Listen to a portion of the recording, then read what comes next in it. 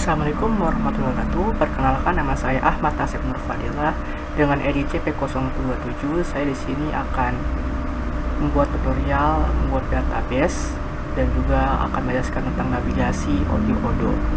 Pertama, kita ketik localhost 8069 web database selector. Kemudian akan muncul seperti ini. Nah, ini adalah master passwordnya. Master password yang bawah sini harus sama dengan master password yang di atas. Jika tidak sama, maka disamakan. Kemudian saya akan buat database name, yaitu nama saya sendiri, kemudian email. Kalian bisa mengetik email kalian yang aktif ya, jangan yang tidak aktif.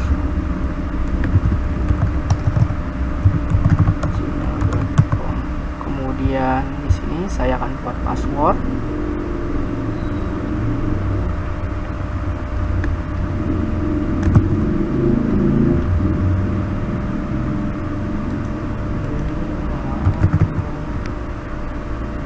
Kalian bebas untuk membuat password kalian yang seperti apa. Kemudian ada phone number bisa tidak usah diisi, setelah kalian mau nulis atau tidak. Kalau saya tidak isi. Kemudian country, klik demo data. Saya tinggal di Indonesia, saya pilih Indonesia untuk yang country. Kemudian continue. Sekarang sudah masuk ke halaman web loginnya. Di sini database 027 adalah database kita. Kemudian email yang saya ada email yang aktif, nurfadil@gmail.com. Kemudian passwordnya setelah passwordnya sama dengan password yang tadi kita isi ya teman-teman. Kemudian kita klik login.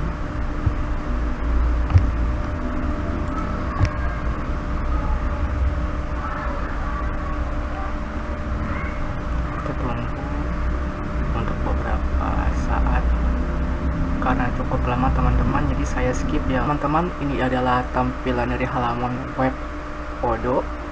Sini ada sales, ada modul-modul seperti modul sales, invoice, website, CRM, inventory, accounting, adalah modul-modul untuk manajemen bisnis atau untuk perusahaan teman-teman.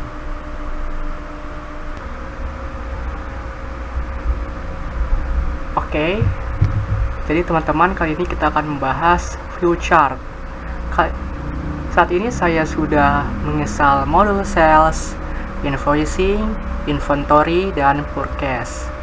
Dan langsung saja teman-teman, kita ke home menu, kemudian kita pilih forecast teman-teman. Pilih ke forecast. Oke teman-teman, ini adalah navigasi dari forecast. Dan saya akan menjelaskan fitur-fitur yang ada di navigasi forecast ini. Pertama, fitur list teman-teman. Fitur ini menyajikan data pembelian dalam format tabel yang memungkinkan pengguna untuk melihat dan mengelola data. Dengan mudah, pengguna dapat melakukan filter, sorting, atau searching untuk menemukan data pembelian yang diinginkan. Di sini ada reference, vendor, company, buyer, order deadline, activities, source document, total, dan status. Kemudian kita akan ke fitur Kanban teman-teman. Oke, fitur ini menyajikan data pembelian dalam format kartu yang dapat dikelompokkan, dan diurutkan sesuai kriteria yang diinginkan. Fitur Kanban dapat memungkinkan pengguna untuk melihat data secara visual dan memudahkan pengguna untuk mengolah data pembelian secara efisien teman-teman. Kemudian kita beralih ke fitur pivot teman-teman.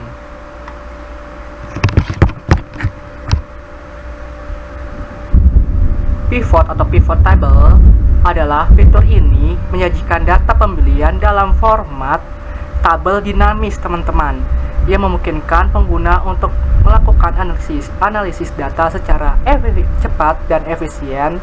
Pivot table memungkinkan pengguna untuk membuat grafik dan laporan yang menarik dan informatif teman-teman.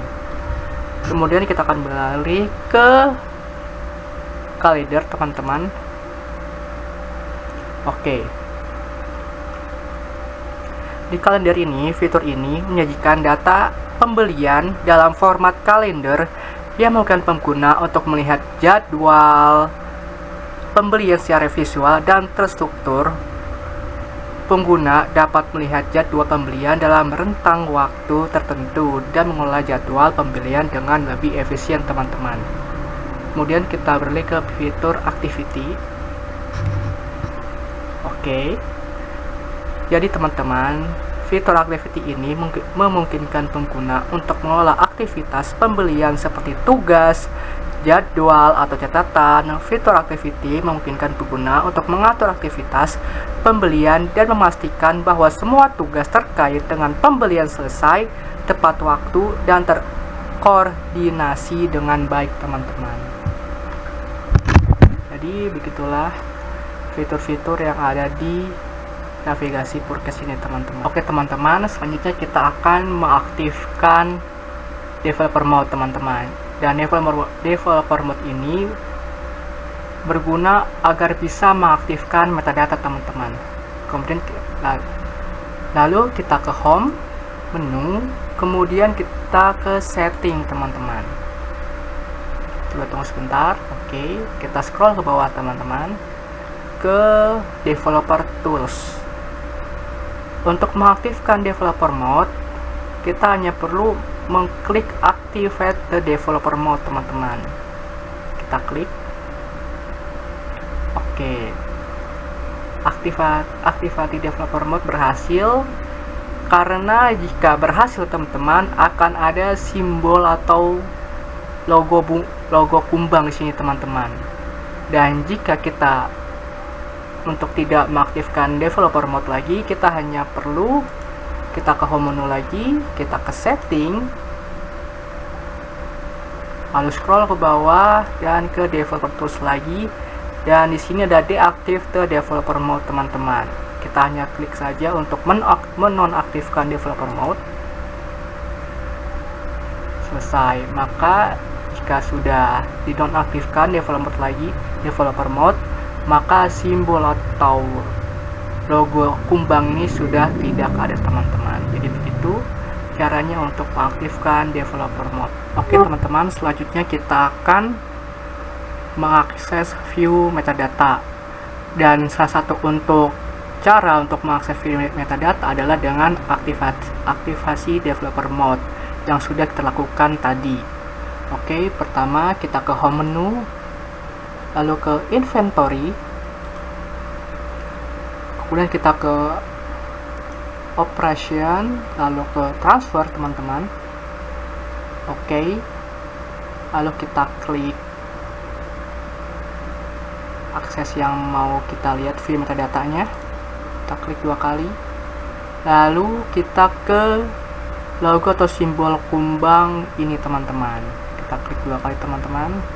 Lalu kita ke view metadata. Dan ini adalah view metadata, teman-teman.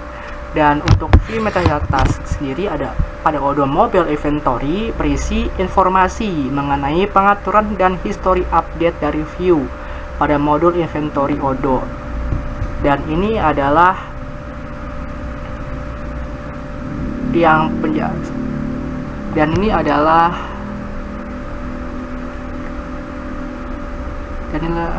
terdapat pada view metadata, yaitu ada ID. ID merupakan identifier pengenal dari view tersebut, biasanya berupa angka dan digunakan untuk referensi di dalam kode program, teman-teman. Dan ini adalah ID-nya 7, teman-teman. Kemudian adalah XML ID. XML ID merupakan identifier dari view tersebut yang terdapat pada file XML dan digunakan untuk mengakses atau memodifikasi view tersebut melalui XML. Dan XML itu adalah stock, ongoing, shipment, main, warehouse 6, teman-teman. Kemudian di sini adalah no update. Jika bernilai true, artinya view tersebut tidak akan diperbarui ketika modul diupdate, teman-teman. Kemudian sini ada create user. Kalian user sendiri merupakan pengguna yang membuat view tersebut, dan pengguna ini adalah nama Odoo Bot. Kemudian kita ke creation date, dan creation sendiri adalah tanggal dibuatnya view tersebut, dan view ini dibuat pada tanggal 6 bulan 3 2003. Kemudian sini adalah latest modification by pengguna, merupakan pengguna terakhir yang melakukan modifikasi pada view tersebut. Kemudian sini adalah latest modification date, merupakan tanggal terakhir modifikasi pada view tersebut. Dan teman-teman, informasi tersebut sangat penting untuk melacak dan mengelola pengaturan dan histori update dari view pada modul inventory Odoo.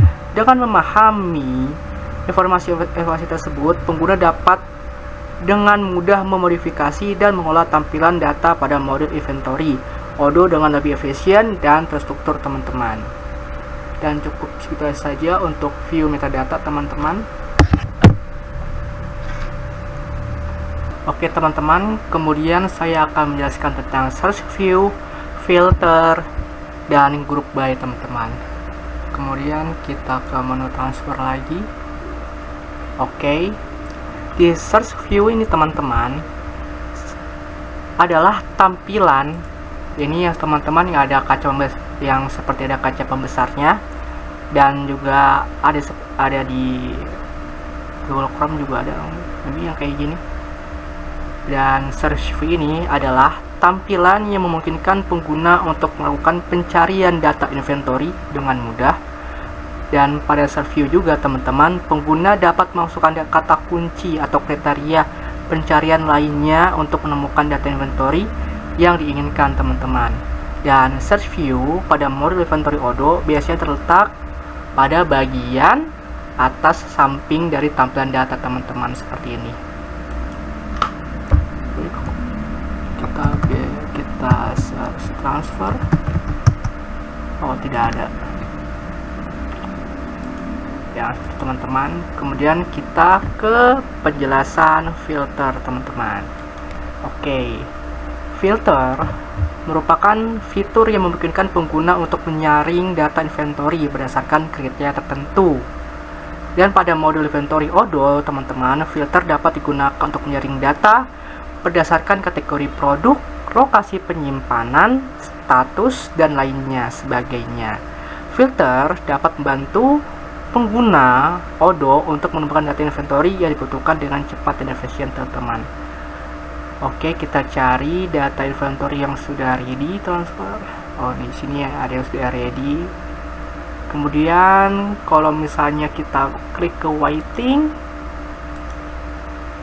ada dirubah, berarti inventory nya masih waiting, inventory transfernya masih waiting. Kemudian kita ke cancel. Oke, di cancel transfernya cuma satu, seperti teman-teman. Jadi inilah fitur dari filter, teman-teman. Kemudian kita ke group by, teman-teman.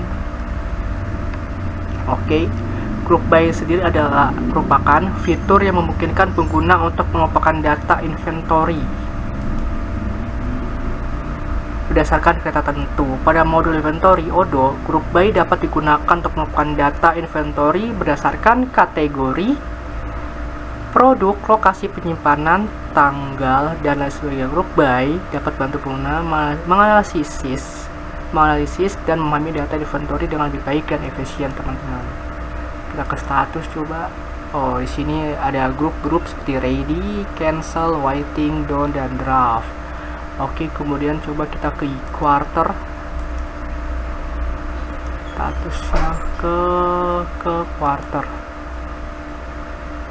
Oke, cuma satu. Coba ke bulan. Oh, bulan 2. Sini adalah grup pada bulan Februari dan grup pada bulan March, teman-teman, di sini. Jadi gitu penggunaan fitur ini saja penjelasan untuk search view, group by, dan filter, teman-teman. Teman-teman, kali ini saya akan melakukan tutorial date format dan separator. Di sini custom invoice setelah di for unpaid invoice sama dengan 138.195,00. Nah, di sini saya akan membuat 138 titiknya menjadi koma dan 195 komanya menjadi titik. Dan begitu seterusnya teman. Di sini juga 35 titik menjadi koma dan 142 menjadi titik. Pertama kita akan ke setting, kemudian ke translation language, kita pilih English US ya teman-teman.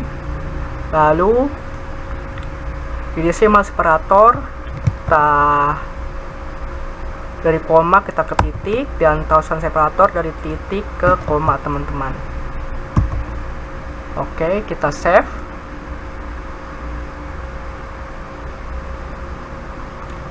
Lalu date formatnya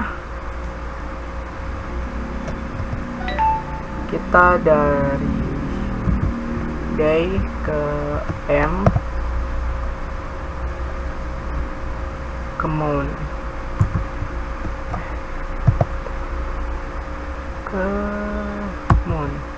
Usahakan date format itu day, moon, dan years ya, tapi kali ini saya akan ubah dari moon dan day. Oke, kita save teman-teman.